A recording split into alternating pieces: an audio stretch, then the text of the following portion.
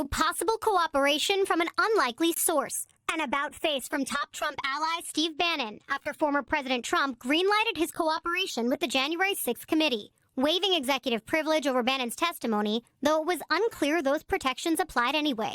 Bannon now saying he's open to testifying. He is set to stand trial for contempt of Congress within weeks over his previously steadfast refusal to cooperate with the committee. MAGA is on the march. The J6 committee is totally irrelevant. His lawyer saying he prefers to testify live, though committee members say that's unlikely. But it's a pattern of new cooperation. Trump's former top White House lawyer, Pat Cipollone, was deposed for nearly 8 hours Friday. He was able to provide information, including the president's what I would call dereliction of duty on the day of January 6th. Cipollone present for key moments in those final weeks of the Trump era. Mr. Cipollone said something to the effect of, please make sure we don't go up to the Capitol, Cassidy. Keep in touch with me.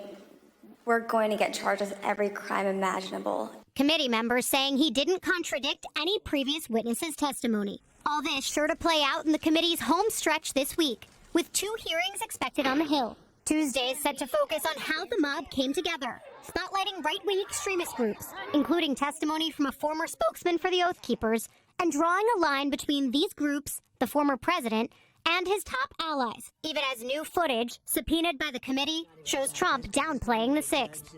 They were angry from the standpoint of what happened in the election, because they're smart and they see and they saw what happened.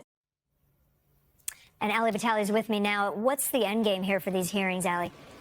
The committee will release a public report sometime this fall, Kate, and the door's open for criminal referrals as well. But the decision to prosecute ultimately rests with the Department of Justice. Kate?